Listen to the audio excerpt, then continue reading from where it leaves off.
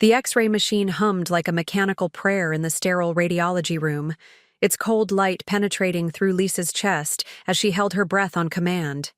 At 17, she had learned to breathe shallowly, to move carefully, to exist, in the spaces between pain and normalcy.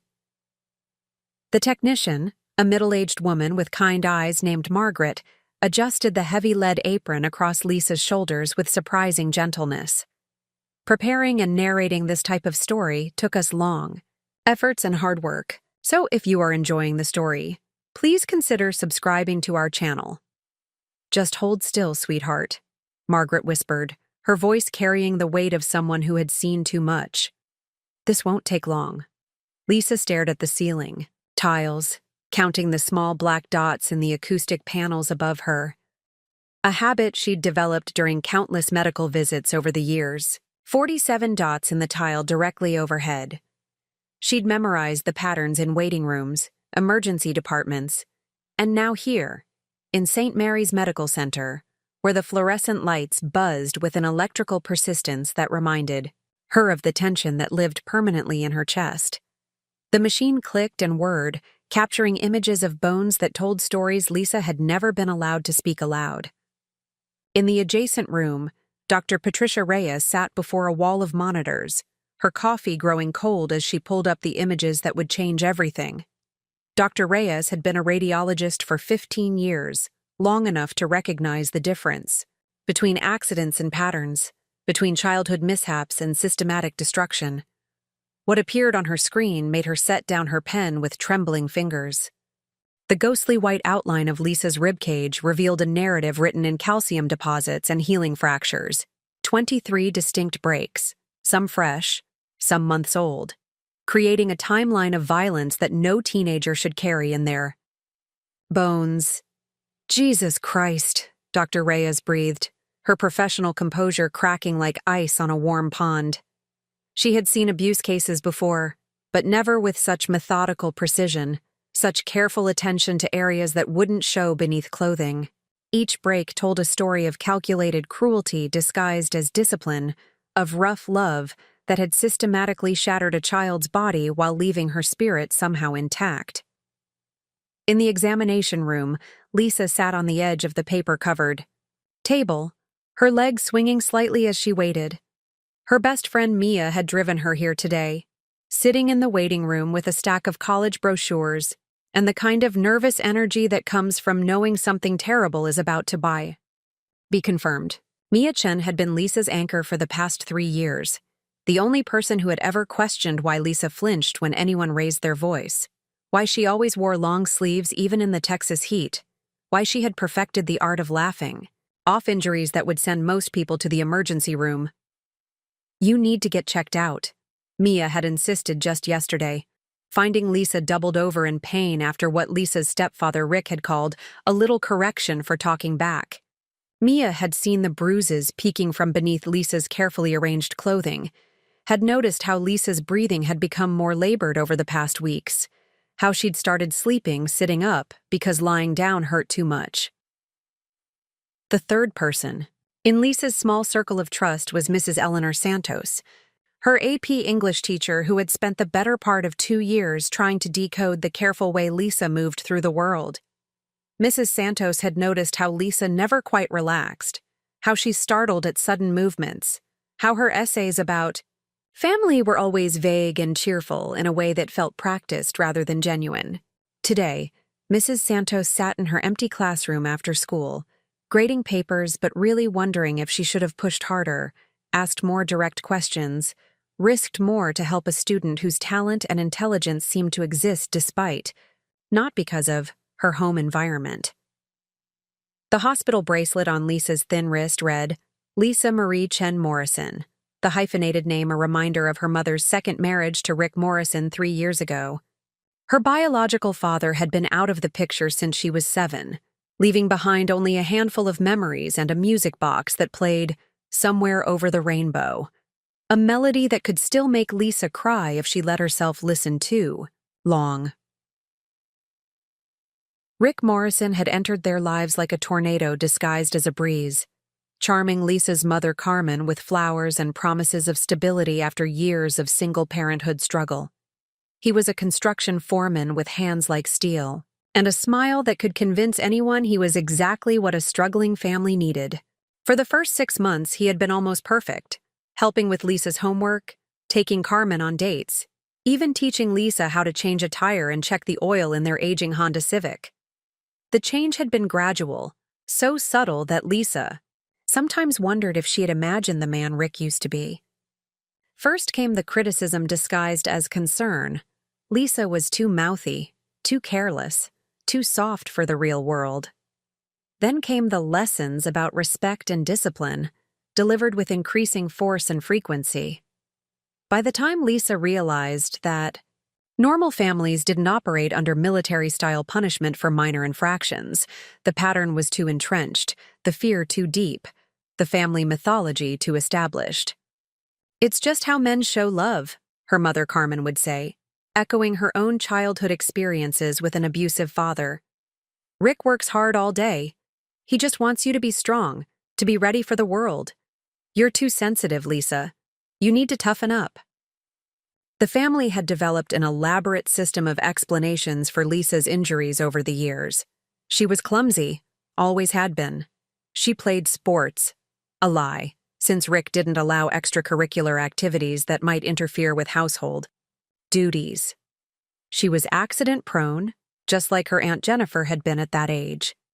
Each emergency room visit came with a carefully rehearsed story, told with such consistency that even Lisa sometimes found herself believing the fiction they had created. But bones don't lie. The X-ray film Dr. Reyes stared at told the truth in black and white, in the elegant curves of ribs that had been broken and healed again, each fracture a word in a sentence that spelled out systematic abuse. Some of the breaks showed the telltale signs of being caused by direct impact, kicks or punches delivered with enough force to crack ribs, but not enough to cause immediate life-threatening injury. Others showed the distinctive pattern of compression injuries, the kind that happened when someone's body was squeezed or pressed against hard surfaces with deliberate force. The most recent fractures, visible as sharp white lines against the darker bone, were less than a week old. Dr. Reyes could see where the sharp edges of broken bone had begun to blur slightly as the body's healing response kicked in, laying down new calcium in a desperate attempt to repair damage that shouldn't have existed in the first place. Dr. Reyes picked up her phone with hands that felt heavy as lead. This call would set in motion a chain of events that would unravel a family, expose secrets that had been carefully hidden for years, and force a 17-year-old girl to confront truths that no child should have to face. But looking at those 23 breaks, at the careful pattern of violence they revealed, Dr. Reyes knew she had no choice.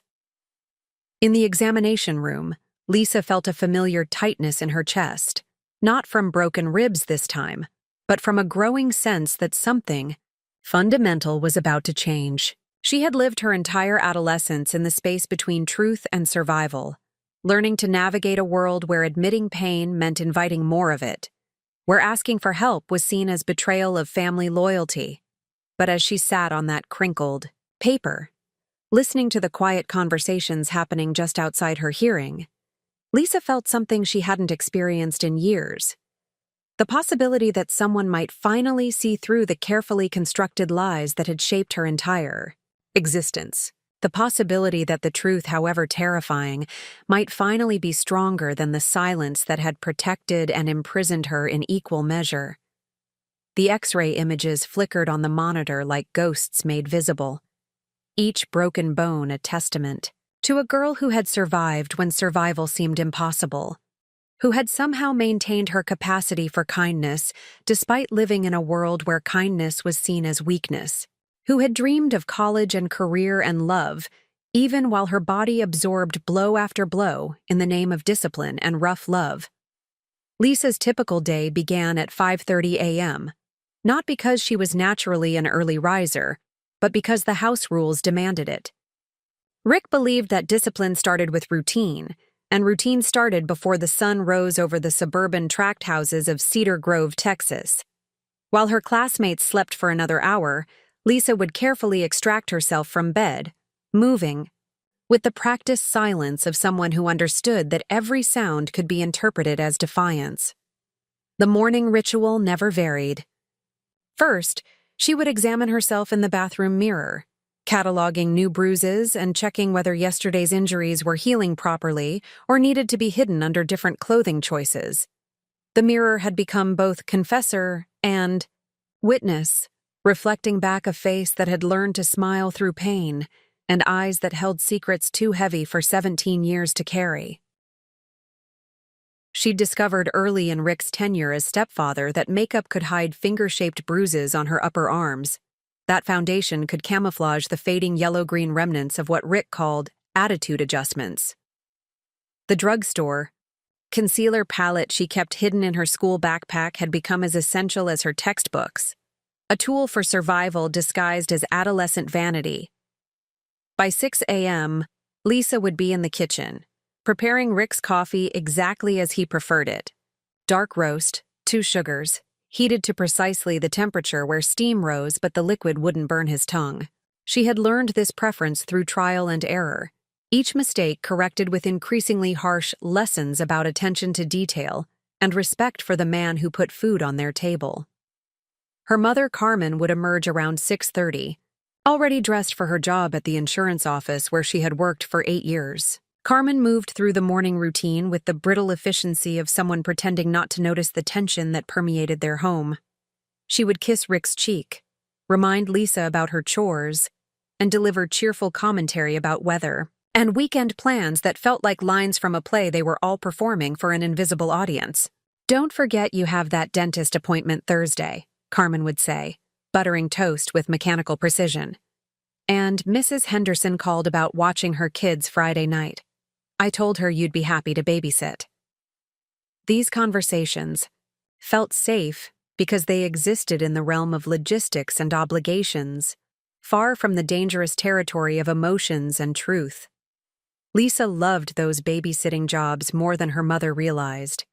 At the Henderson house, she could exist in a world where children's laughter filled the rooms, where discipline meant timeouts and lost privileges rather than physical pain, where she could glimpse what normal family life might look like. 7-year-old Emma Henderson would curl up next to Lisa on the couch, completely trusting and unafraid, and Lisa would feel something like peace wash over her as they watched Disney movies and shared microwave popcorn. "You're the best babysitter ever," Emma had told her just last month, wrapping small arms around Lisa's waist in a hug that Lisa treasured for days afterward. "You never yell, and you always make the voices different when you read stories." These moments of uncomplicated affection felt like sunlight breaking through storm clouds, reminding Lisa that gentleness existed in the world even if it didn't exist in her own home. School represented both escape and additional stress. Riverside High was a sprawling complex of brick buildings and portable classrooms where Lisa had learned to excel academically while remaining socially invisible. She maintained a careful B+ average, high enough to avoid Rick's accusations of laziness, low enough not to draw attention that might lead to parent conferences or awards ceremonies where her family's dysfunction could be exposed. Her favorite subject was English, partly because Mrs. Santos created a classroom environment where ideas mattered more than appearances, and partly because literature offered Lisa glimpses into worlds where pain had purpose and suffering led to redemption. She had written powerful essays about resilience and survival, carefully disguised as analysis of classic novels, never quite revealing that her insights came from lived experience rather than academic study. "Lisa has an unusual depth of understanding for someone her age," Mrs. Santos had written in her college recommendation letter, though she couldn't quite articulate what she sensed beneath the surface of her quiet, careful student. She writes with an emotional authenticity that suggests real wisdom, not just intellectual comprehension. During lunch periods, while her classmates navigated the complex social hierarchies of teenage life, Lisa usually retreated to the library where Mrs. Patricia Williams, the librarian, had created an unofficial sanctuary for students who needed quiet spaces. Mrs. Williams had noticed how Lisa always chose corner tables where she could see all the entrances, how she startled when other students approached too quickly, how she seemed to find comfort in the predictable silence of organized books. "You know," Mrs. Williams had said one afternoon, "if you're ever interested in a part-time job, I could use some help reshelving and organizing after school." It was an offer, made with careful casualness, but Lisa recognized it as kindness disguised as opportunity. The library job would give her legitimate reasons to stay at school later, reducing the hours she spent at home navigating Rick's unpredictable moods and increasingly creative disciplinary measures. Her friendship with Mia Chen had developed slowly, built on shared classes and mutual recognition of each other's careful guardedness. Mia's family had immigrated from Taiwan when she was 12, and she understood what it meant to navigate between two worlds: the public face you showed to teachers and classmates, and the private reality of family expectations and cultural pressures that others couldn't fully comprehend. "You're different when you're at my house," Mia had observed after one of their study sessions, noting how Lisa's shoulders relaxed and her laugh became more natural when she was away from her own home environment. "It's like you're holding your breath at home and can finally exhale here." Mia's parents, Dr. and Mrs. Chen, ran a small medical practice and brought the same methodical kindness to their parenting that they applied to their patients. The Chen household operated on principles of respectful communication and quiet achievement. Discipline meant extra study time or reduced privileges, never raised voices or physical confrontation.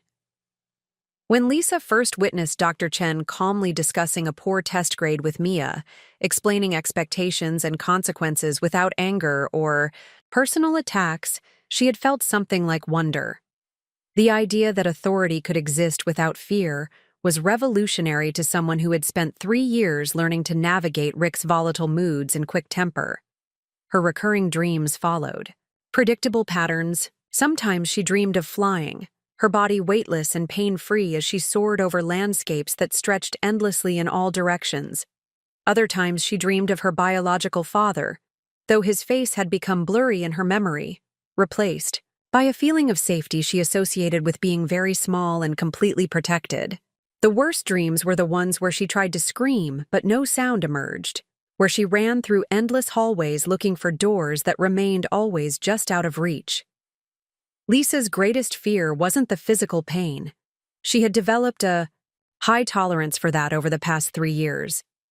Her deepest terror was the possibility that Rick was right about her fundamental character flaws, that she really was too sensitive, too argumentative, too much trouble for any family to handle. Late at night, lying carefully on her side to avoid pressure on injured ribs, she would mentally rehearse the evidence for and against this possibility, trying to maintain her sense of self against the steady erosion of constant criticism. She had developed elaborate mental strategies for surviving Rick's discipline sessions. During the worst moments, she would mentally recite poems she had memorized for English class, letting the rhythm and rhyme create distance between her consciousness and her body's experience. Maya Angelou's "Still I Rise" had become her personal anthem. "You may write me down in history with your bitter, twisted lies. You may trod me in the very dirt. But still like dust, I'll rise." Her dreams of escape centered on college, specifically the University of Texas at Austin, where she planned to study psychology and eventually help other children navigate family trauma. She kept college brochures hidden in her bedroom, tucked between textbooks where Rick wouldn't think to look. The financial aid forms remained blank because filling them out would require conversations about family income and living situations that she wasn't prepared to have. "I'm going to study how families work," she had confided to Mia during one of their library conversations. "How they're supposed to work, I mean, and maybe how to fix them when they're broken." It was the closest she had ever come to acknowledging that her own family might need fixing, though she hadn't yet admitted the extent of the breakage. The physical symptoms of chronic stress had become Lisa's normal state. She suffered from frequent headaches that she attributed to eye strain from studying. her stomach often cramped. During meals, especially family dinners where conversation felt like navigation through a minefield of potentially offensive topics, she had learned to eat quickly and quietly, to agree with whatever opinions Rick expressed, to deflect attention from herself by asking about his work or complimenting her mother's cooking. Rick's good days were almost harder to endure than his bad ones because they reminded Lisa of the man she had initially admired and trusted. On those days, he would joke with her about school, help her with math homework, even express pride in her academic achievements. These moments of apparent affection created a cognitive dissonance that left her questioning her own perceptions and memories. "See?" her mother would say after particularly pleasant family dinners. "Rick really loves you, sweetheart. He just has high standards because he wants you to succeed in life. Not everyone is lucky enough to have a stepfather who cares so much about their character development." Carmen's need to believe in the narrative they had constructed was so strong that Lisa had stopped trying to share her perspective, understanding that her mother's survival depended on maintaining certain illusions. The contradiction between Rick's public persona and private behavior had taught Lisa hard lessons about the difference between appearance and reality. At neighborhood barbecues and school events, Rick was charming and paternal, the kind of stepfather that other parents envied. He would put his arm around Lisa's shoulders, brag about her grades, and make jokes about teenage attitude that painted him as a patient, involved parent dealing with typical adolescent challenges. "You're so lucky to have Rick," neighbors would tell Carmen. "Lisa's turned out so well-behaved and responsible, not like some teenagers we know." These comments felt like knives to Lisa, who understood that her good behavior came from fear, rather than respect, compliance rather than genuine growth. The breaking point had been building for months, a crescendo of violence disguised as discipline that reached its peak during Lisa's junior year. What Rick called character building had evolved from occasional slaps and verbal corrections into a systematic campaign of physical and psychological control that left Lisa feeling like a prisoner in her own home. The first major escalation occurred on a Tuesday evening in November, when Lisa arrived home 15 minutes late from her library job. Mrs. Williams had asked her to stay extra time to help with inventory, and Lisa had forgotten to call ahead, a mistake that would cost her dearly. Rick was waiting in the living room when she walked through the front door, his work boots still on despite Carmen's rules about shoes in the house, his face carrying the particular expression that Lisa had learned to recognize as dangerous. "Explain," he said, the single word delivered with the kind of quiet intensity that made Lisa's stomach clench with anticipation. Mrs. Williams needed help with, "Did I ask for excuses?" Rick's voice remained level, controlled, which somehow made it more frightening than shouting would have been. "I asked you to explain why you think your time is more valuable than this family's rules." Lisa tried to find words that might diffuse the situation, but Rick had already decided on the lesson he intended to teach. He stood with deliberate slowness, removing his leather belt with movements that felt rehearsed, almost ceremonial. The belt was thick and brown, worn smooth from years of use, and it made a distinctive whistling sound when it moved through air. "You want to act like an adult with adult freedoms?" Rick said, doubling the belt in his hand. "Then you can accept adult consequences for your choices." The beating lasted longer than usual, each strike accompanied by a lecture about responsibility and respect, and the importance of following through on commitments. Lisa learned to count the blows mentally, focusing on numbers rather than pain, finding some small measure of control in her ability to keep track of what was being done to her body. Afterward, as Lisa lay in her bedroom trying to find a comfortable position despite the burning welts across her back and shoulders, she could hear her mother and Rick talking in the kitchen. Carmen's voice carried the particular tone of someone working very hard to maintain normalcy. "She needs to learn," Rick was saying. "I won't have her grow up thinking she can do whatever she wants without consequences. Look at how kids turn out these days when parents are too soft to provide proper guidance." "I know you're right," Carmen replied, her voice small and distant. It's just hard sometimes seeing her upset. Being upset is part of learning. Pain is nature's way of teaching creatures to avoid dangerous behaviors.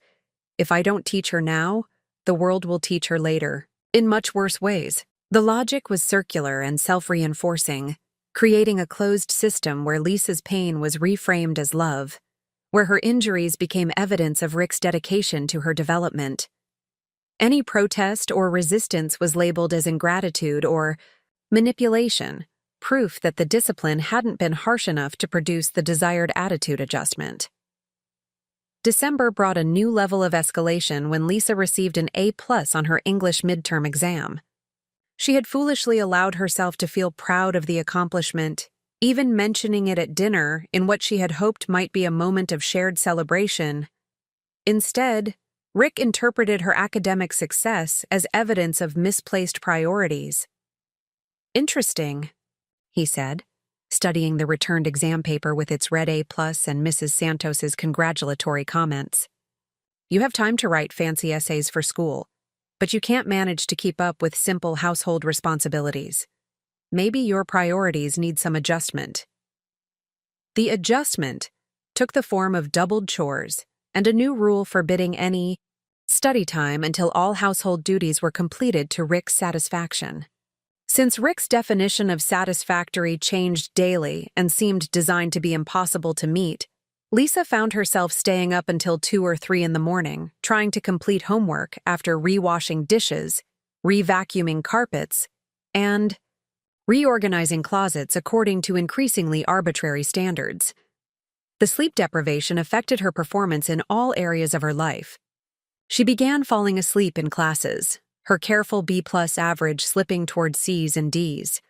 Her carefully maintained invisibility began to crack as teachers noticed her exhaustion and declining performance. Mrs. Santos requested a conference, expressing concern about Lisa's apparent health problems and asking whether everything was all right at home. "Just tired," Lisa had said, perfecting the art of providing explanations that were technically true while revealing nothing significant. "I've been staying up late working on college applications." It was a lie that served multiple purposes. It explained her fatigue, suggested admirable ambition, and deflected further inquiry by implying that the situation was temporary and related to positive goals. The winter months brought a new element to Rick's disciplinary methods: public humiliation. He began engineering situations where Lisa would be corrected in front of others: neighbors, family friends, even strangers in grocery stores or restaurants. The public humiliation felt worse than private beatings because it required Lisa to participate in her own degradation, to smile and nod and thank Rick for his guidance while feeling her dignity stripped away piece by piece. "Lisa's been having some attitude problems lately," Rick would announce to whoever was present, his arm around her shoulders in a gesture that appeared affectionate but felt like a restraint. "Teenage girls, you know how they can be, testing boundaries. But we're working on helping her develop better character." The audience would nod sympathetically, seeing a dedicated stepfather dealing with typical adolescent challenges, never guessing that they were witnessing a performance designed to isolate and control. The most devastating incident occurred during Lisa's 17th birthday party in March. Carmen had arranged a small celebration with a handful of Lisa's classmates, including Mia and a few acquaintances from her AP classes. It was the first social event Lisa had been allowed to host in over a year, and she had been cautiously optimistic that it might represent a turning point in Rick's attitude toward her social life. The party was going well until Lisa made the mistake of laughing too loudly at something Mia had said. The sound of genuine joy apparently triggered something in Rick, who had been monitoring the gathering from the kitchen doorway with increasing disapproval. "Lisa," he called, his voice carrying the particular undertone that made her blood run cold. "Come here for a minute." In front of her friends, Rick delivered a lecture about appropriate indoor voices and consideration for neighbors, his hand resting on Lisa's shoulder with just enough pressure to make her wince. The message was clear to everyone present. This was not a conversation between equals. but a parent asserting authority over a child who had overstepped boundaries. "Sorry, everyone," Rick said to the room with practiced paternal exhaustion. "Lisa sometimes forgets that actions have consequences. Why don't you all finish up your cake while she and I have a quick discussion about respectful behavior?" Discussion took place in the garage, away from witnesses, but close enough that Lisa knew her friends could probably hear the raised voices, if not the specific words. When they returned to the living room, Lisa's face was flushed and her hands shaking slightly, though she managed to maintain her smile and thank everyone for coming to her party. Mia stayed after the other guests left, helping clean up with the careful attention of someone who sensed undercurrents they couldn't quite identify. As they gathered paper plates and plastic forks, Mia kept glancing toward the kitchen where Rick and Carmen were talking in low voices. "Are you okay?" Mia asked, quietly as they carried trash bags to the garage. "Fine," Lisa replied automatically, then caught herself and tried for something more convincing. "Rick just gets stressed about noise complaints from neighbors. Mr. Peterson next door is pretty cranky about parties."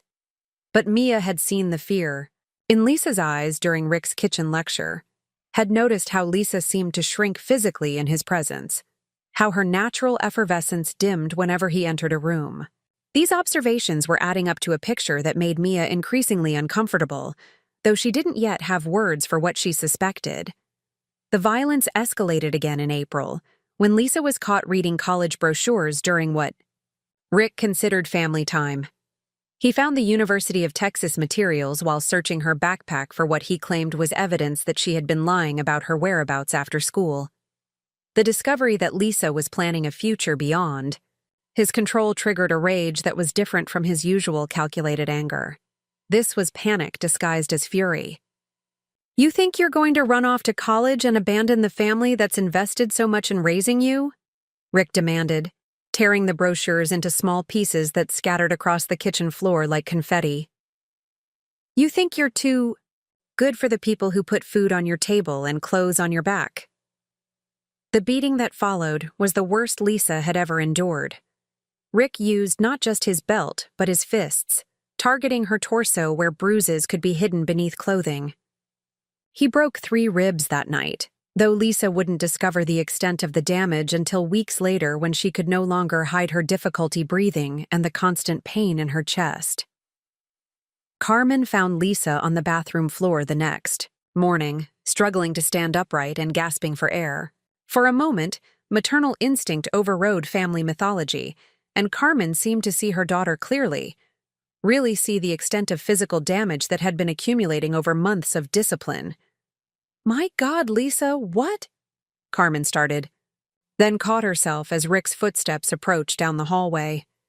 The moment of clarity passed as quickly as it had come, replaced by the familiar need to maintain the narrative that protected everyone except Lisa. "She fell down the stairs last night," Rick announced, appearing in the bathroom doorway with the casual authority of someone who had never doubted his ability to control the story. "Clumsy kid was reading while walking and missed a step. Lucky she didn't break her neck." Carmen nodded, accepting the explanation with visible relief. It was easier to believe in Lisa's clumsiness than to confront the alternative explanation for her daughter's injuries. The lie became family truth through repetition, referenced casually in conversations with doctors and neighbors as proof of Lisa's need for better judgment and increased supervision. The frequency of disciplinary sessions increased as Lisa's senior year approached. Rick seemed determined to break her spirit completely before she could graduate and potentially escape his control. He instituted new rules almost daily. Lisa couldn't use the phone without permission, couldn't leave the house except for school, and work, couldn't receive mail without first showing it to Rick for approval. Her grades improved during this period because studying provided an escape from the increasingly oppressive atmosphere at home. She threw herself into academic work with desperate intensity, earning the kind of straight A's that might open doors to scholarships and opportunities beyond Cedar Grove. Each perfect test score felt like a small victory, evidence that Rick hadn't managed to destroy her capacity for achievement despite his best efforts. But Rick interpreted her academic success as defiance rather than accomplishment. In his worldview, Lisa's excellence was a form of rebellion, proof that she considered herself superior to the family that had shaped her. Her achievements became ammunition for longer lectures about pride and ingratitude, justification for increasingly harsh corrections designed to teach humility.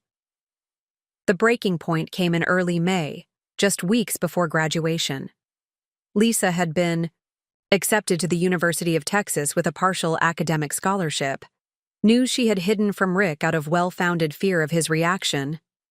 But the letter from the admissions office arrived on a day when Rick collected the mail, and her secret was exposed in the worst possible way. Rick's response was swift and devastating. He destroyed not just the acceptance letter, but every college-related document Lisa had accumulated over 2 years of careful planning. Application fees she had saved from babysitting jobs, recommendation letters from teachers, scholarship forms.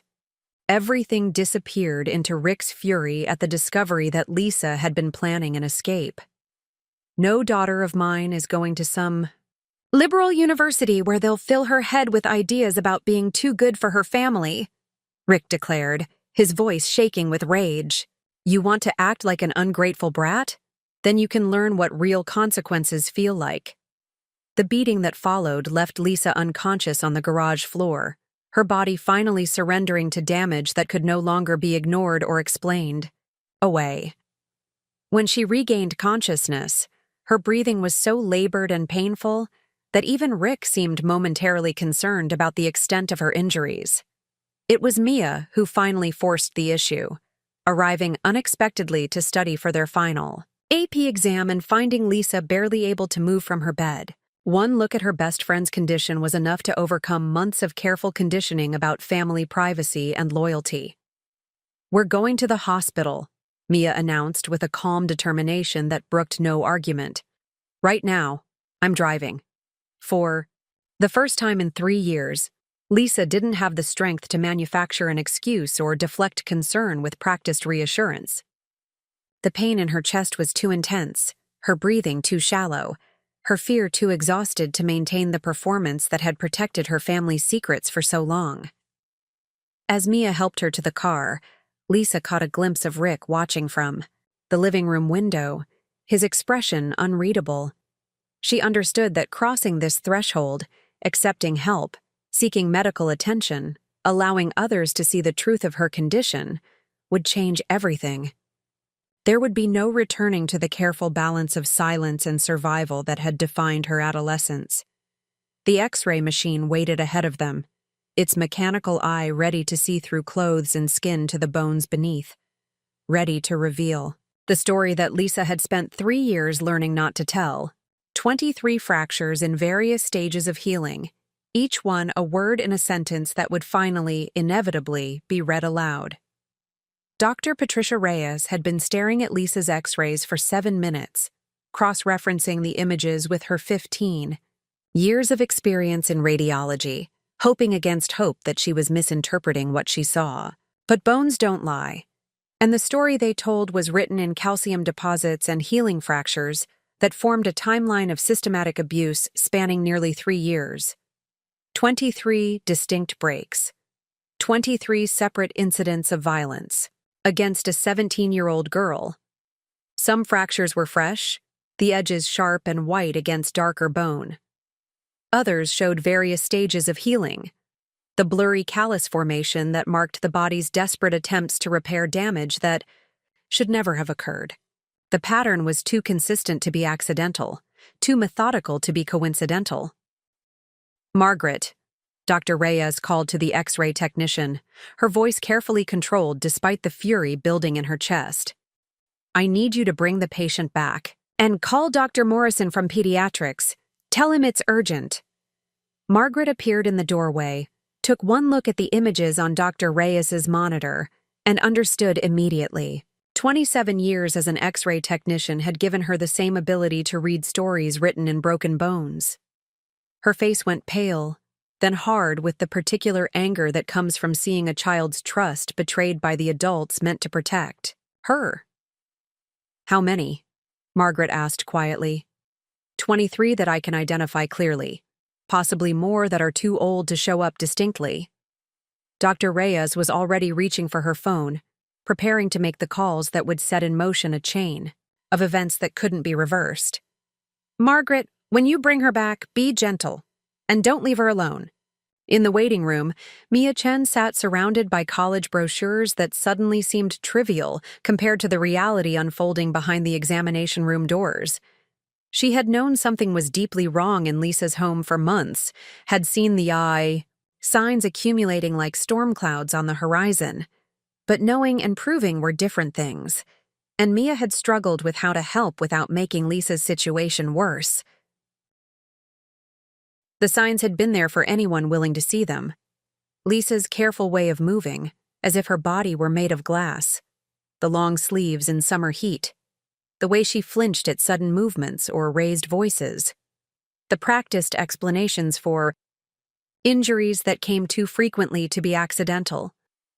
Most tellingly, the way Lisa seemed to diminish around authority figures, her natural intelligence and humor fading into careful compliance. She falls a lot, Lisa's mother Carmen had explained to Mia's parents during a school conference last fall. Always been clumsy, ever since she was little. Rick's been trying to teach her to be more careful, more aware of her surroundings. Some children just need firmer guidance. But Mia had seen how Lisa moved in environments where she felt safe, graceful and confident, quick to laugh and natural in her gestures. The clumsiness only appeared at home, in the presence of her stepfather, Rick Morrison. Dr. James Morrison arrived from the pediatric ward within 10 minutes, his expression growing more grim as Dr. Reyes walked him through the X-ray findings. As a pediatrician specializing in adolescent medicine, Dr. Morrison had seen his share of abuse cases, but the systematic nature of Lisa's injuries was particularly disturbing. The pattern suggests prolonged, calculated abuse, Dr. Morrison observed, pointing to clusters of fractures that showed similar healing patterns. These weren't random incidents of violence. Someone was deliberately targeting areas that could be hidden by clothing, using force calibrated to cause pain and control, without creating immediately visible damage. Dr. Reyes nodded grimly. The spacing of the injuries suggests regular intervals, every few weeks over what looks like a period of years. And look at this. She pointed to a section of Lisa's ribcage where multiple fractures had healed with slight misalignment. These injuries were never properly treated. She's been suffering in silence for a long time. When Margaret brought Lisa back to the examination room, both doctors were struck by how small she seemed despite being 17 years old. Lisa moved with the careful precision of someone who had learned that any sudden movement might trigger pain or consequences. Her eyes held the particular wariness that comes from living in a state of constant hypervigilance. Lisa, Dr. Morrison said gently, settling into a chair at her eye level rather than standing over her in a position of authority. I'm Dr. Morrison. I work with teenagers who have been hurt. I'd like to talk with you about what we found in your X-rays. Lisa's hands tightened on the edge of the examination table. It's just some bruised ribs. I fell down the stairs last week. I'm fine, really. I just need to be more careful. The words came out in a practiced rush, delivered with the kind of automatic precision that suggested countless rehearsals. Dr. Morrison recognized the response pattern, the quick explanation, the self-blame, the minimization of injuries, the subtle redirection away from questions about how the injuries occurred. Lisa, Dr. Morrison said quietly, the X-rays show 23 different fractures in your ribs and chest area. Some are recent, but others are weeks or months old. This level of injury doesn't happen from falling downstairs. Someone has been hurting you, and hurting you repeatedly over a long period of time. The silence that followed was deafening. Lisa stared at her hands, her breathing shallow and rapid. When she finally looked up, her eyes held a mixture of terror and something that might have been relief, the complicated emotion of someone whose secret has finally been exposed. You don't understand, Lisa whispered. My family. Rick isn't a bad person. He's just trying to help me be stronger, to prepare me for the real world. I'm too sensitive, too difficult. My mom says I need to learn to be tougher. Lisa. Dr. Reyes interjected, her voice gentle but firm. No one, no parent, no step-parent, no authority figure, has the right to break your bones in the name of making you stronger. What's been done to you isn't discipline or preparation for anything. It's abuse, and it's not your fault. The dam broke then. 3 years of carefully controlled silence crumbled as Lisa began to cry with the raw, exhausted grief of someone who had been holding her breath for far too long. The story poured out in fragments: Rick's escalating violence, her mother's willful blindness, the elaborate system of lies and explanations that had protected everyone except Lisa herself. He says I'm ungrateful, Lisa sobbed, that I don't appreciate everything he's done for our family, that if I was a better daughter, if I was more respectful and obedient, he wouldn't have to correct me so often. My mom says he loves me, that this is just how men show they care when women are too emotional to understand strength. Dr. Morrison felt his own anger rising as he listened to the distorted logic that had been used to justify years of systematic abuse. The careful psychological manipulation that had convinced a bright, sensitive teenager that her pain was somehow her own fault. The way Rick had weaponized traditional ideas about discipline and respect to create a system where Lisa's natural responses to trauma, fear, sadness, resistance, were reframed as character flaws requiring correction. Lisa, Dr. Morrison said, I need you to listen to me very carefully. Nothing you could have done, no behavior or attitude or mistake, could justify what's been done to your body. Adults are responsible for controlling their own actions, especially toward children in their care. You are not too sensitive or too difficult. You are a 17-year-old girl who has survived something that should never have happened to anyone. Outside in the hospital corridor, a cascade of phone calls was setting in motion the machinery of intervention that would unravel Lisa's carefully constructed family mythology. Dr. Reyes called Child Protective Services, providing the medical evidence that would force an immediate investigation. Margaret contacted the hospital social worker, ensuring that Lisa wouldn't be released back into an unsafe environment. Dr. Morrison called the police, understanding that the pattern of injuries suggested criminal behavior that required legal intervention. Detective Sarah Martinez had spent 8 years working cases involving child abuse, but the X-ray images that Dr. Reyes showed her were among the worst she had ever seen. The systematic nature of the injuries, the clear evidence of repeated trauma over an extended period, painted a picture of calculated cruelty that made her stomach turn. We'll need to interview the family members, Detective Martinez explained, to the medical team. Both the mother and the stepfather, and we'll need to photograph all of Lisa's current injuries for evidence. This is going to be a complex case because of the length of time involved and the number of incidents. In the examination room, Lisa was trying to process the reality that her secret was no longer secret, that the careful walls she had built around her family's dysfunction were crumbling with each conversation between medical professionals and law enforcement. Part of her felt relief so profound it was almost painful. Finally, someone was seeing the truth she had carried alone for so long, but another part of her was terrified of the consequences her honesty might bring. What happens now? Lisa asked Dr. Morrison. What happens to my family? Right now, our priority is making sure you're safe, Dr. Morrison replied. That means you won't be going home today.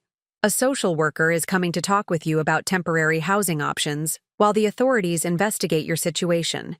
And Lisa, you're not responsible for what happens to your family as a result of telling the truth.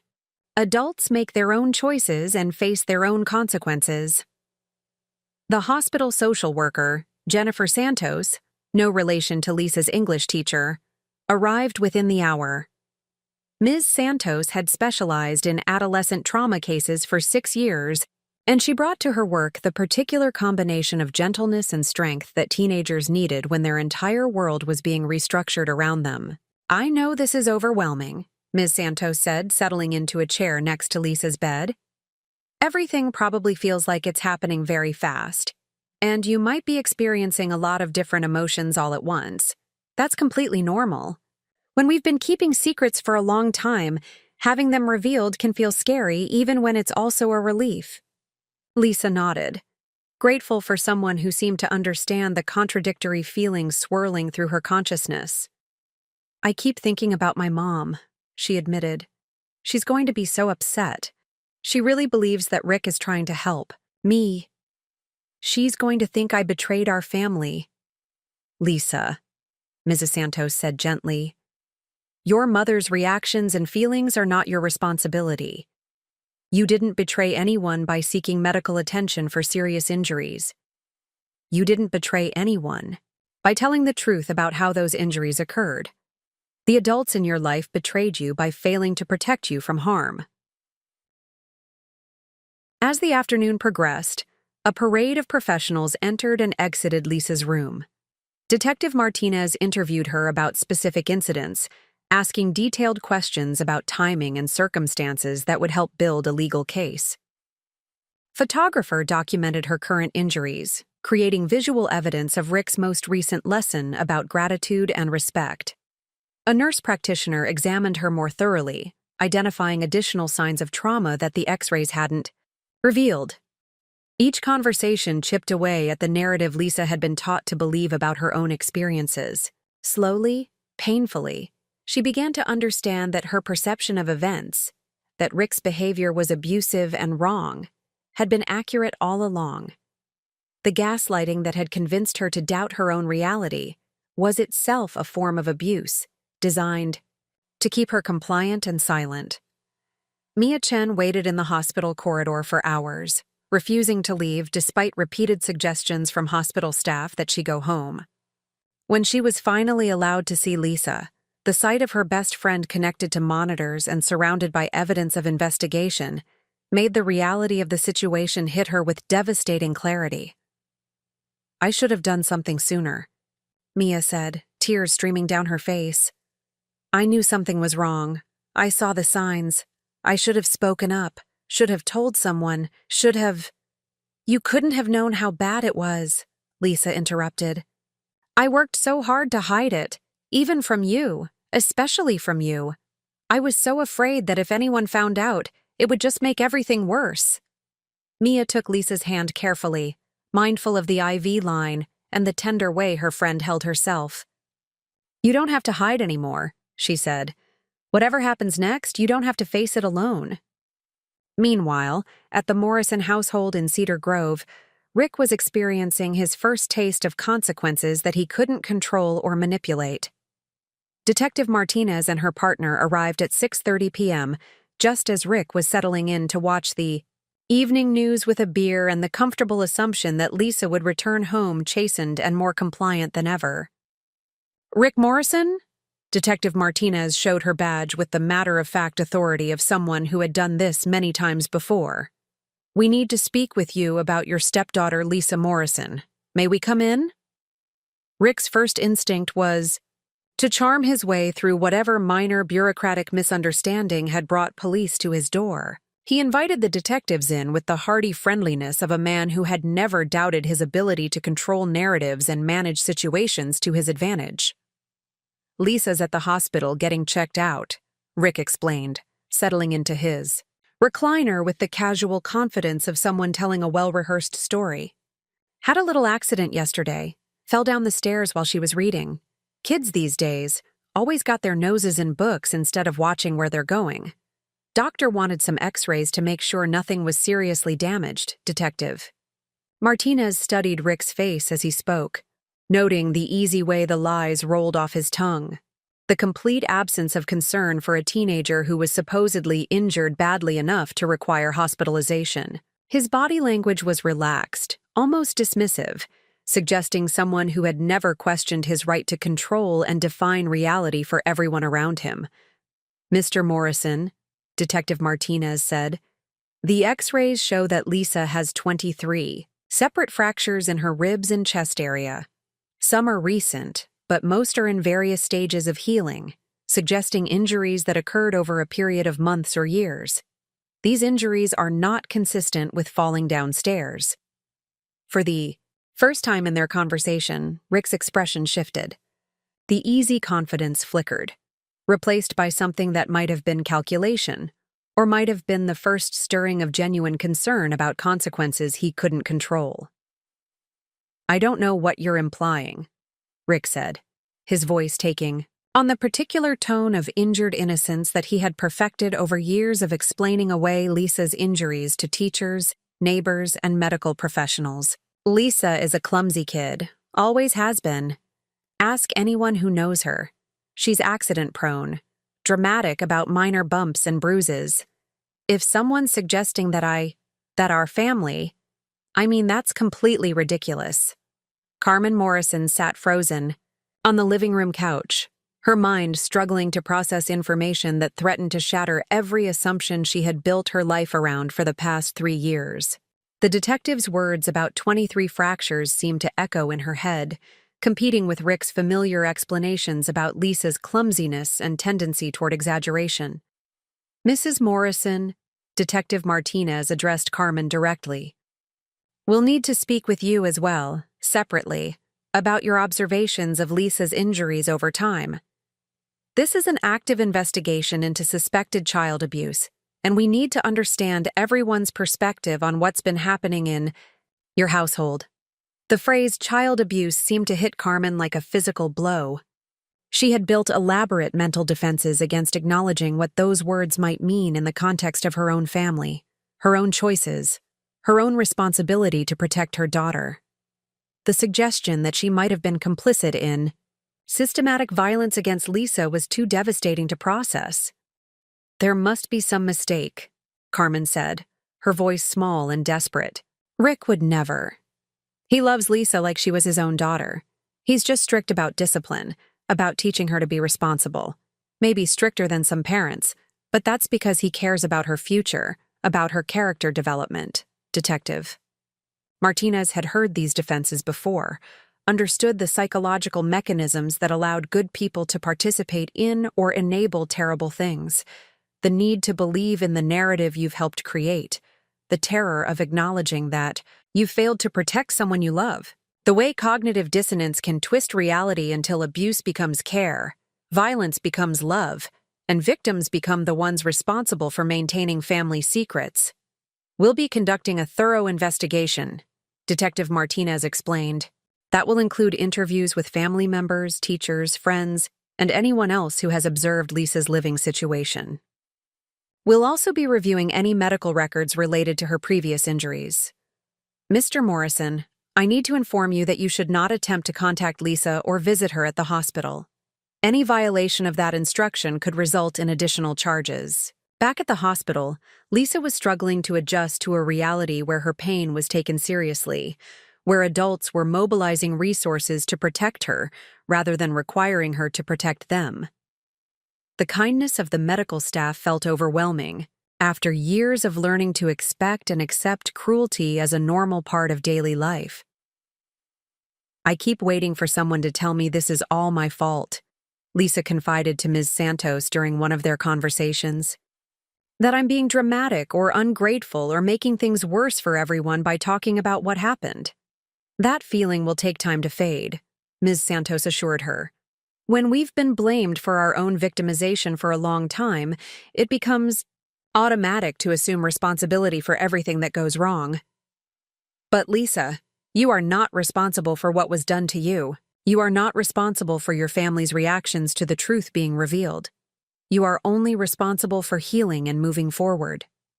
As evening fell over St. Mary's Medical Center, Lisa found herself in the strange position of feeling safer in a hospital bed than she had felt in her own home for 3 years.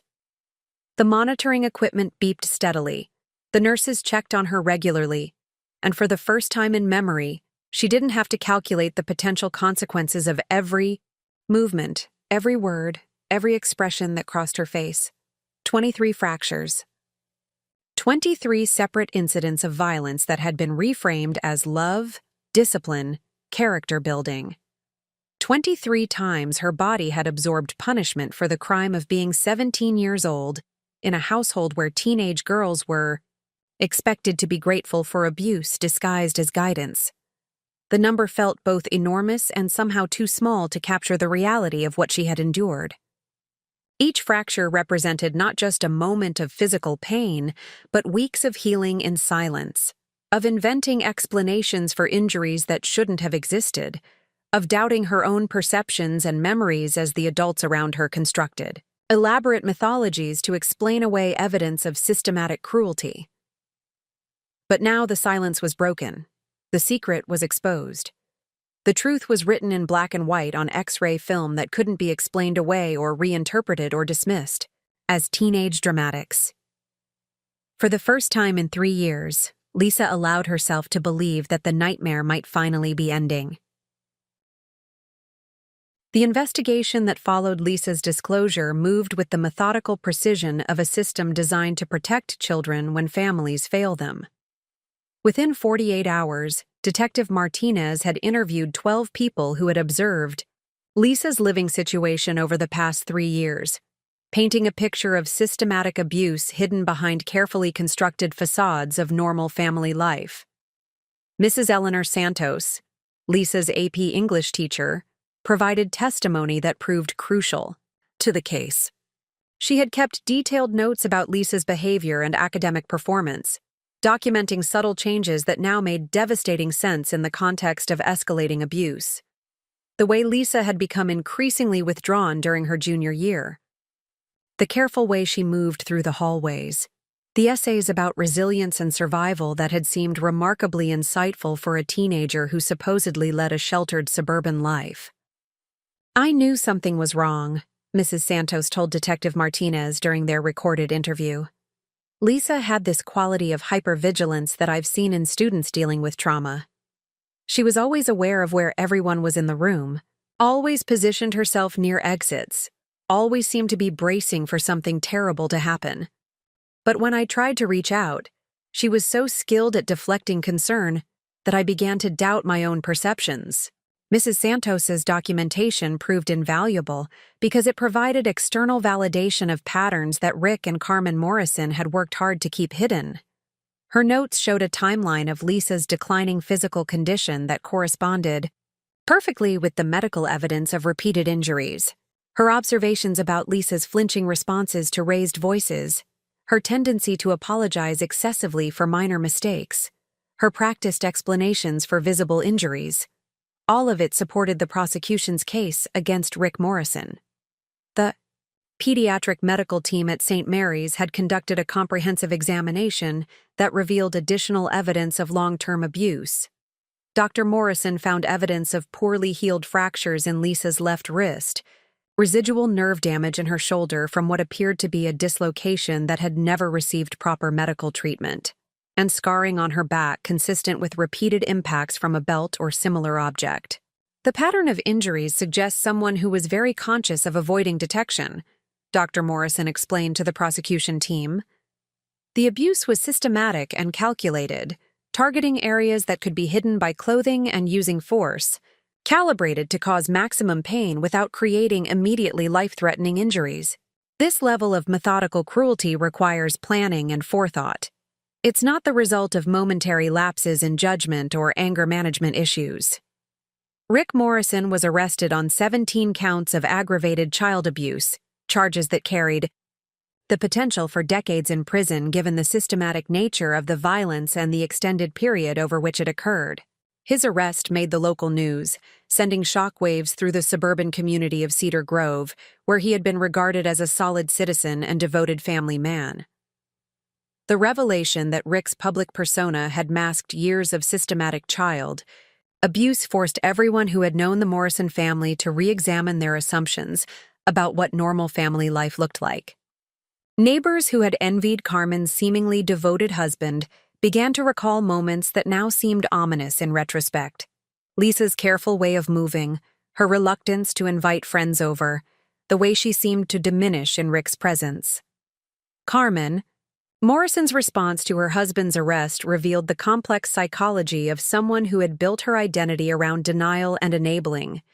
Initially, she maintained Rick's innocence with desperate conviction, insisting that Lisa must be exaggerating or misremembering events, that the medical evidence must somehow be incorrect or misinterpreted. Rick has never laid a hand on Lisa in anger, Carmen told anyone who would listen during the first weeks after his arrest. He's strict about discipline, yes, but that's because he cares about her character development. Lisa has always been dramatic about minor injuries, always quick to blame others when she gets hurt being careless. This is just typical teenage rebellion taken too far. But as the investigation revealed more evidence, photographs of Lisa's injuries, testimony from teachers and neighbors, medical records showing repeated visits for suspicious accidents, Carmen's certainty began to crack.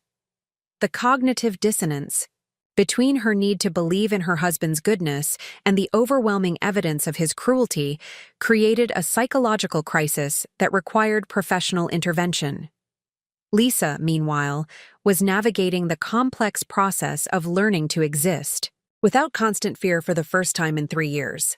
She had been placed in a therapeutic foster home run by Margaret and David Chen, Mia's aunt and uncle, who specialized in housing teenagers recovering from family trauma. The placement allowed Lisa to maintain her friendship with Mia while providing the stable, nurturing environment she needed to begin healing.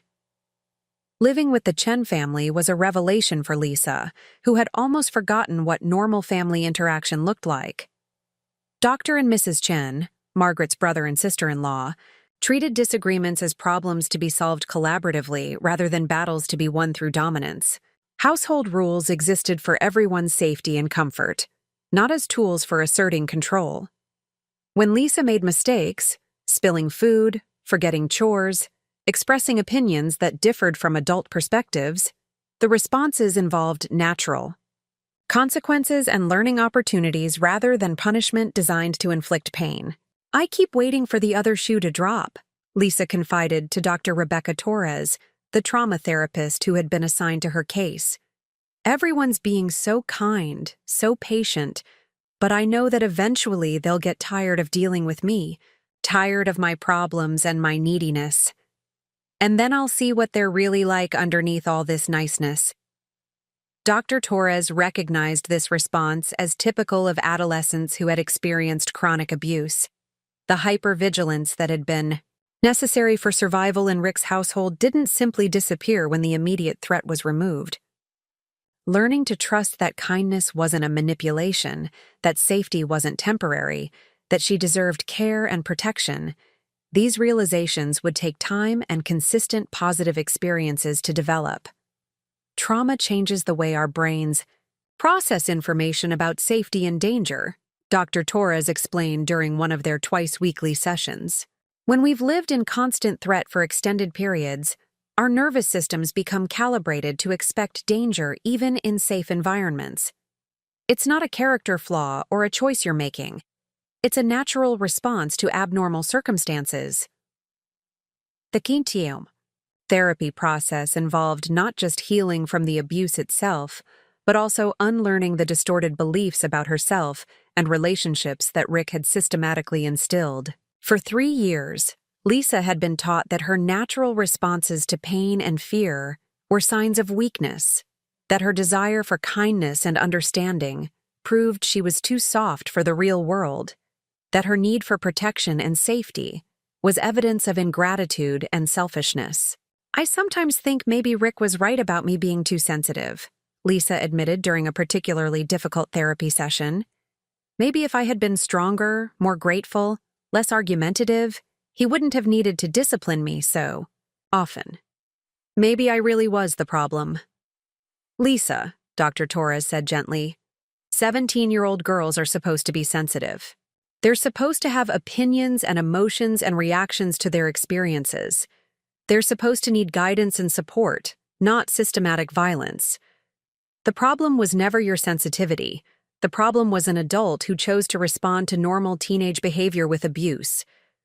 As winter turned to spring, Lisa began to reclaim parts of herself that had been suppressed or distorted during the years of abuse. She rediscovered her love of reading for pleasure rather than just academic achievement. She began writing in a journal, tentatively at first, then with increasing honesty as she learned that her thoughts and feelings were valid rather than evidence of character flaws requiring correction. Most importantly, she started to dream again about her future.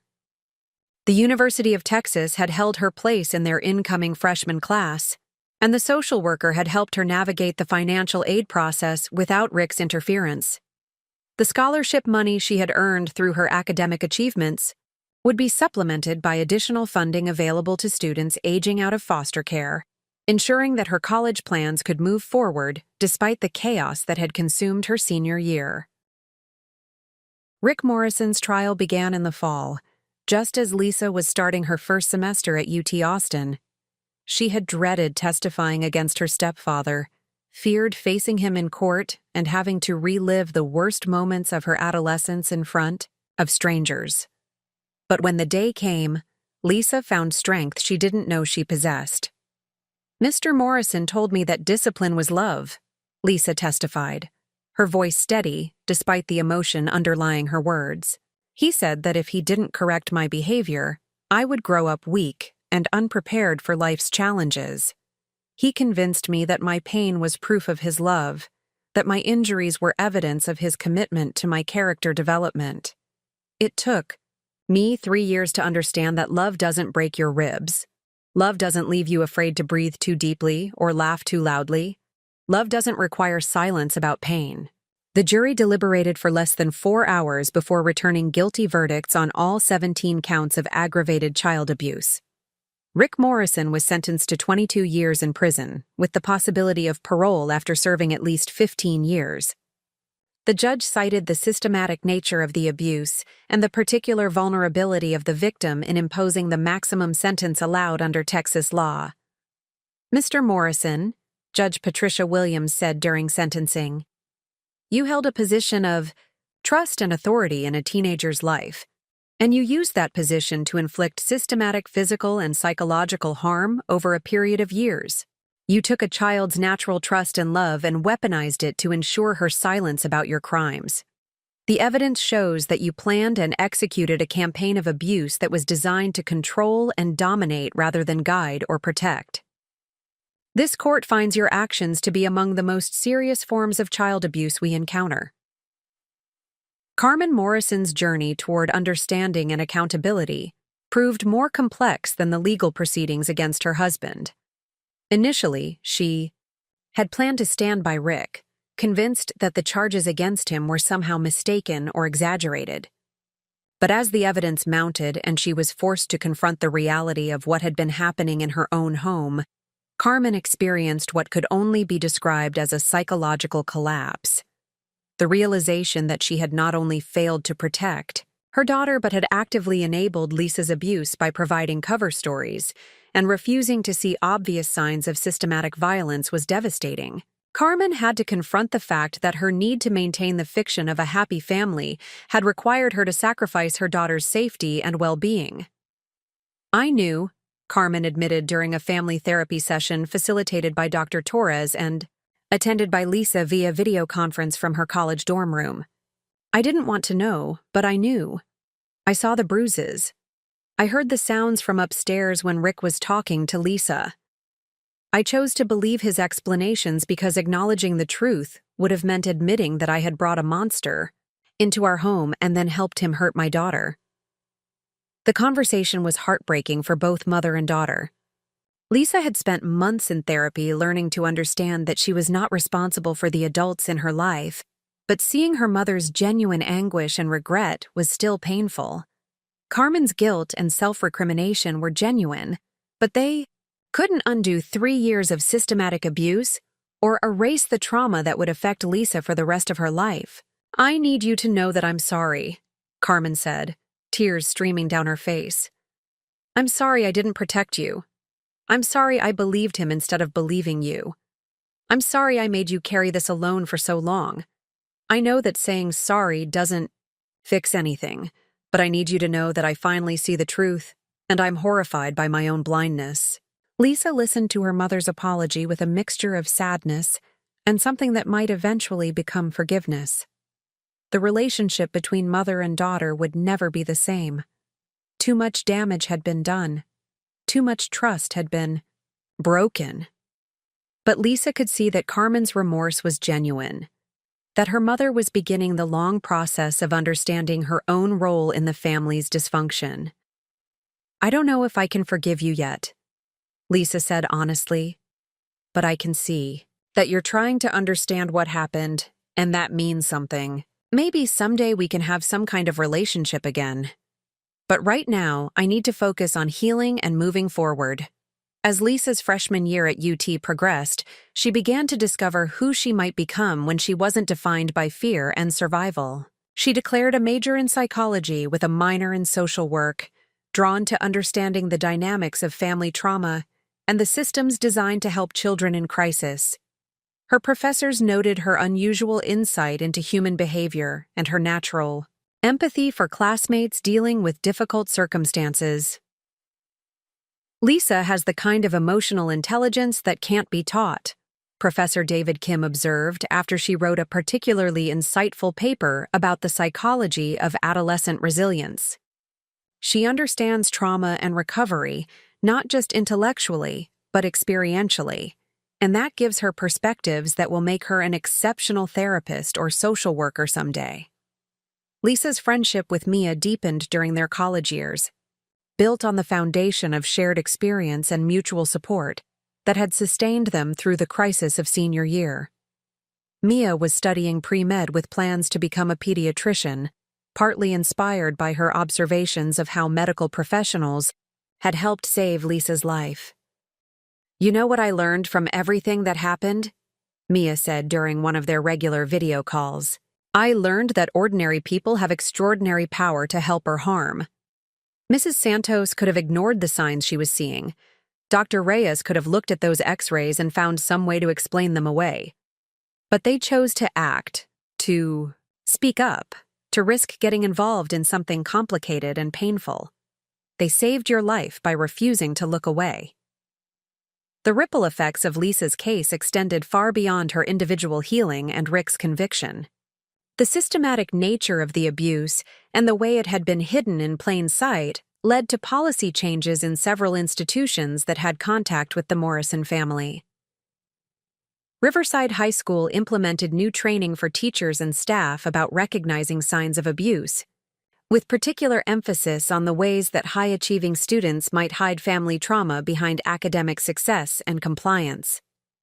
Mrs. Santos became an advocate for mandatory reporting training and helped develop protocols for teachers who suspected, but couldn't prove that students were being harmed at home. St. Mary's Medical Center created new protocols for emergency room staff dealing with adolescent patients who presented with suspicious injuries. The case highlighted how easily abuse could be hidden when victims were coached to provide plausible explanations for their injuries, and when medical professionals didn't have time or training to look deeper than surface presentations. The local police department used Lisa's case as a training example for investigators working with abuse victims, demonstrating how patience and specialized interview techniques could help break through years of conditioning that taught children to protect their abusers rather than themselves. Most significantly, Lisa herself became an advocate for other teenagers trapped in abusive situations. During her sophomore year, she began volunteering with a local organization that provided support services to adolescents in foster care and those aging out of the system. Her lived experience gave her credibility with teenagers who were suspicious of adults and their promises of help. "I know what it's like to feel like the abuse is your fault," Lisa would tell the teenagers she mentored. "I know what it's like to love someone who hurts you and to feel guilty for wanting the hurt to stop. I know what it's like to be afraid that telling the truth will destroy your family. But I also know what it's like to discover that you deserve safety and kindness and love that doesn't require you to accept pain." By her junior year, Lisa had established the Morrison Foundation, a nonprofit organization dedicated to providing support services for teenagers recovering from family abuse. The foundation offered everything from emergency financial assistance for medical care to scholarship funds for college-bound students who had aged out of foster care. Lisa's story became the foundation's origin narrative, a testament to the possibility of healing and the importance of breaking cycles of violence. The foundation's work attracted national attention, particularly Lisa's advocacy for legislative changes that would extend support services for foster youth beyond the traditional cutoff age of 18. Her testimony before the Texas state legislature was covered by major news outlets, and her articulate, passionate advocacy helped secure funding for programs that would help hundreds of young adults transition successfully to independence. We tell teenagers who have survived family trauma that they should be grateful just to have escaped, Lisa told the legislative committee. We act like survival is enough, like they should be satisfied with simply not being abused anymore. But these young people deserve more than just the absence of violence. They deserve the same opportunities for education, career development, and healthy relationships that other young adults take for granted. Breaking cycles of trauma requires investment in healing and growth, not just removal from dangerous situations. As Lisa approached graduation from UT Austin, she reflected on how her understanding of strength had evolved since her stepfather's definition of character building through violence. Real strength, she had learned, wasn't the ability to endure pain without complaint. Real strength was the courage to seek help when you needed it, to tell the truth even when silence felt safer, to believe that you deserved kindness even when you had been taught that kindness was weakness. The girl who had once counted ceiling tiles in hospital waiting rooms had become a young woman who counted the lives she had touched through her advocacy work. The teenager who had practiced breathing shallowly to avoid triggering injuries had become someone who spoke with deep, full breaths about the importance of breaking silence around family violence. 23 fractures had become 23 reasons to fight for systemic change. 23 reminders of why children deserved protection. 23 pieces of evidence that healing was possible even after the most systematic attempts to break someone's spirit. 3 years later, Dr. Lisa Morrison Chen walked across the foyer stage at the University of Texas at Austin, her cap and gown billowing in the spring breeze as she accepted her Bachelor of Science degree in psychology with highest honors. In the audience, Mia Chen applauded wildly alongside her parents, who had officially adopted Lisa during her sophomore year, when Carmen Morrison relinquished her parental rights as part of her own healing process. The name change had been Lisa's choice, keeping Morrison as a reminder of where she had come from, while adding Chen to honor the family that had truly raised her during her most crucial years of development. The hyphenated name represented integration rather than rejection, acknowledgement rather than denial of the complex path that had led her to this moment of triumph. Margaret and David Chen sat beside their daughter and adopted daughter, their faces glowing with pride that went far beyond academic achievement. They had watched Lisa transform from a hypervigilant, damaged teenager into a confident young woman whose trauma had become a source of strength rather than shame. The journey hadn't been linear or easy, but it had been remarkable in its demonstration of human resilience. Carmen Morrison sat in the back of the auditorium, having driven 4 hours from the small apartment where she now lived, working as a victim's advocate for a domestic violence shelter. Her own recovery from the psychological damage of her marriage to Rick had taken years of intensive therapy and a complete reconstruction of her understanding of love, family, and responsibility. She and Lisa spoke occasionally now, careful conversations that acknowledged the past without trying to erase it. The graduation ceremony concluded with the traditional cap toss, hundreds of black squares spinning against the blue Texas sky like confetti celebrating new beginnings. As families gathered for photographs and congratulations, Lisa found herself surrounded by the constellation of people who had helped her navigate from victim to survivor to advocate. Dr. Rebecca Torres, her trauma therapist who had guided her through the most difficult years of healing, embraced her warmly. "You've exceeded every hope I had for your recovery," Dr. Torres said. Not just surviving, but thriving. Not just healing, but helping others heal. Mrs. Eleanor Santos, her former English teacher who had driven down from Cedar Grove for the ceremony, pressed a wrapped book into Lisa's hands. Inside was a first edition of Maya Angelou's poetry collection, inscribed with the words, "For Lisa, who rose like dust and now lifts others, your voice matters."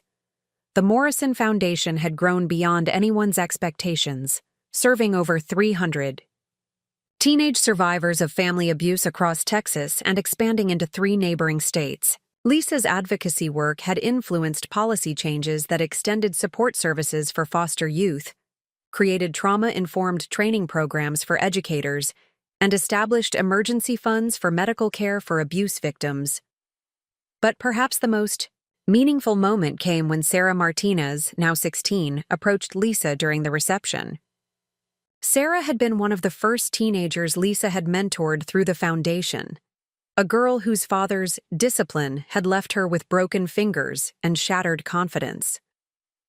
"I got accepted to college," Sarah said quietly, showing Lisa the acceptance letter she had been carrying in her purse for weeks. "Full scholarship to study social work. I want to do what you did, help kids like us."